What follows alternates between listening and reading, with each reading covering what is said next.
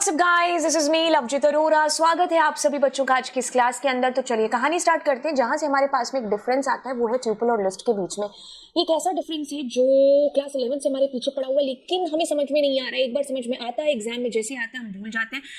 Okay so इसको कैसे करें हम लोग। चलिए अब देखिए क्या चीज है, ट्यूपल और लिस्ट की बात करें या दुनिया के किसी भी डिफरेंस की बात करें तो डिफरेंस वाला क्वेश्चन बनता ही वहां पर है जहां पर बहुत हद तक दोनों में सिमिलैरिटीज हो या फिर काम करने का जो तरीका है वो लिटिल बिट सेम है, लेकिन कुछ चीजें हैं जो अलग है उसमें। मतलब सिमिलैरिटी बहुत हद तक हमें ज्यादा नजर आती है और जो डिफरेंस होता है ना वो थोड़ा सा कह लो कि छोटी सी चीज होती है जो अलग होती है, जो हम भूल जाते हैं और बार बार हमें अपने मन को दिमाग को बार बार ये चीज याद दिलानी पड़ती है कि ये डिफरेंस है इसका, है ना। कभी कभार कैटेगरी वाले क्वेश्चंस आते हैं कि मुझे अगर जैसे एसक्यूएल की बात कर ले, मुझे नया कॉलम जोड़ना है तो मैं ऑल्टर यूज करूंगी, मुझे डेटा में कोई अपडेट करना है तो मैं अपडेट यूज करूंगी। तो ऐसे क्वेश्चन में भी कंफ्यूजन आ जाता है क्योंकि दोनों में क्या है, कुछ नया ऐड करने की बात होती है ना। तो जहां थोड़ी सी सिमिलैरिटी होती है ना वहां हमें थोड़ा सा कंफ्यूजन है जो क्रिएट हो जाता है कि सिमिलैरिटी और जरा सा अंतर, अब कौन सी सिमिलैरिटी थी कौन सा डिफरेंस था, तो यहां पर हम मिसमैच से हो जाते हैं। चलिए अब इस चीज को कैसे हम लोग सीखें समझें कि लिस्ट और ट्यूपल में क्या डिफरेंस है। हालांकि मैंने आपको एक वन शॉट में ये पीछे पीडीएफ लगा करके दिखा दिया, बट यस दोनों में पहले सिमिलैरिटी की बात क्यों ना कर लें। देखिए सिमिलैरिटी की बात होती है तो हम सबसे पहले शुरुआत करते हैं पाइथन के डेटा टाइप से। किससे? डेटा टाइप से। पाइथन के डेटा टाइप में आपके पास में एक म्यूटेबल ना ही पाइथन के पास सिमिलैरिटी की बात करें तो हम कहेंगे कि एक इंडेक्स्ड है, यानी कि जिसको हम ऑर्डर डेटा टाइप भी कह देंगे, और एक अनऑर्डर डेटा टाइप के अंदर आता है। ठीक है, अब ऑर्डर्ड के अंदर आपके पास आता है स्ट्रिंग, आपके पास आता है ट्यूपल और आपके पास आता है लिस्ट। ये इस कैटेगरी में दोनों एक साइड में है। मतलब ये कहते हैं कि ऑर्डर यानी कि इंडेक्स, तो हम दोनों भाई हैं। तो यहां पर सिमिलैरिटी इनकी बहुत बहुत हद तक सेम है। क्यों? क्योंकि अगर आप स्लाइसिंग करोगे, अगर आप किसी इंडेक्स के थ्रू किसी वैल्यू को फैच करोगे, आप लूप चला करके वैल्यू को फैच करोगे, आप इन ऑपरेटर का या जो भी ऐसे इंडेक्स बेस्ड जो भी ऑपरेशंस होंगे ना वो इन तीनों में ही बेसिकली सेम होंगे। तभी जब मैं स्लाइसिंग पढ़ा रही होती हूँ आपको तो मैं कहती हूँ कि स्लाइसिंग तुम एक के साथ कर लो, बाकी तीन दोनों के साथ कर लोगे। मतलब अगर आपने लिस्ट के साथ स्लाइसिंग सीख ली तो automatically you learn it by default tuple के लिए भी और स्ट्रिंग के लिए भी, है ना। अच्छा, ये मतलब तीनों चीजें जहां पर भी इंडेक्स की चीज आएगी ना वो तीनों में सेम होगी।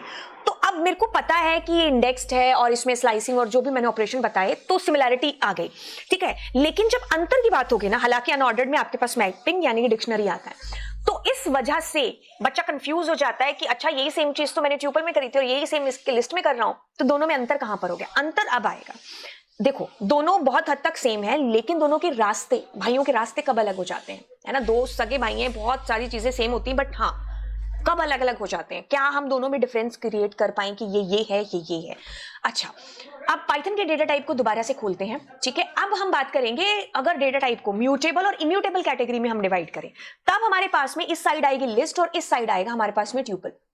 ये कहता है कि मैं वो सारे काम कर लूंगा जो मेरा लिस्ट भाई करता है, लेकिन मेरी एक शर्त है, मैं बदलने वाला नहीं हूं। तो जब भी हमें एक ऐसे डेटा के साथ में काम करना होता है कि हम उसको बदल नहीं सकते बार बार, मतलब वंस हमने क्रिएट किया उस डेटा सेट को, अब वो कभी भी चेंज नहीं होगा। जब हमारी ऐसी जरूरत, ऐसी रिक्वायरमेंट आती है सॉफ्टवेयर के अंदर, तब हम इसका यूज करते हैं। और जब हमें लगता है कि नहीं कुछ होगा तो चेंज हो सकता है ना। जैसे मान लो आज 5 बच्चों के एडमिशन हो गए, तो कल कोई नया बच्चा आएगा तो उस लिस्ट में, उस डेटा सेट में उसको ऐड करना है, तो इस किस्म की चीजों के लिए हम लिस्ट का यूज करते हैं जिसको हम बदल सकते हैं, जिसमें से कुछ डिलीट किया जा सके, ठीक है।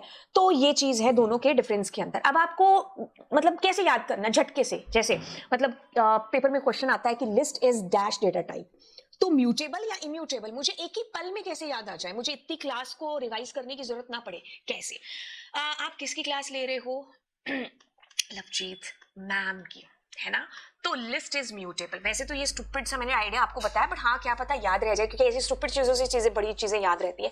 बाकी ये तो वो याद करने वाली चीज हुई, बट कैसे है मैं समझा चुकी हूँ आपको। List is mutable and tuple हमारा क्या है, इम्यूटेबल है, ठीक है। अब थोड़े से और अंतर को हम लोग देख लेते हैं। देखिए क्या है, ट्यूपल के अंदर जब भी हम कोई डेटा को डालेंगे ना, तो ये पहली चीज तो ये दोनों ऑर्डर्ड कलेक्शन है, लेकिन इसमें जो भी डेटा डाला ना वो कभी भी बदला नहीं जा सकता। मतलब आपने ए स्टेशन से जिन सवारियों को बिठाया है, बी स्टेशन तक वही सवारियां जाएंगी, आप इसमें कोई बदलाव नहीं कर सकते हो। बट जब भी हमें बदलाव की, चेंजेस की जरूरत पड़ती है डेटा के अंदर, तो हम ट्यूपल की बजाय लिस्ट का यूज करते हैं।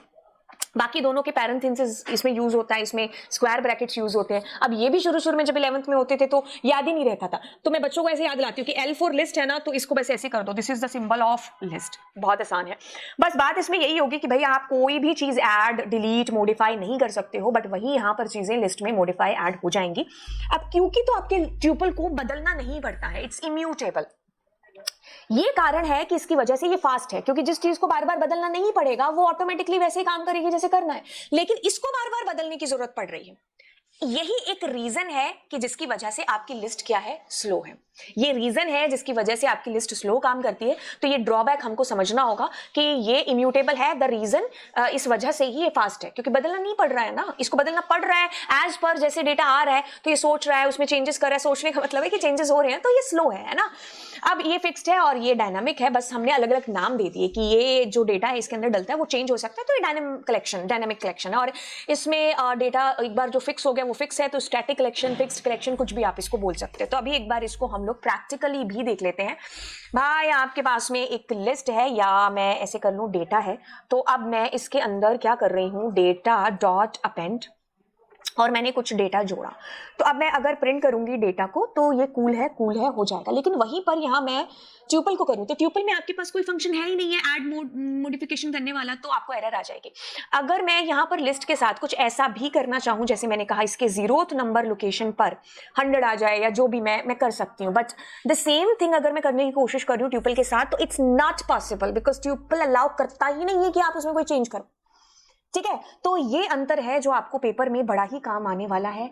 और मुझे कमेंट सेक्शन में बताइए कि आपको कैसी लगी ये क्लास, क्योंकि जल्दी जल्दी हमने बहुत सारे ऐसे टॉपिक करने हैं जो हमारे आने वाले एग्जाम के अंदर हमें हेल्प करेंगे। और अगर आपको लगता है कि ऐसे टॉपिक और भी हो सकते हैं तो नीचे कमेंट सेक्शन को भरिए, और फिर आपको मिलते हैं अगली क्लास में। Bye bye.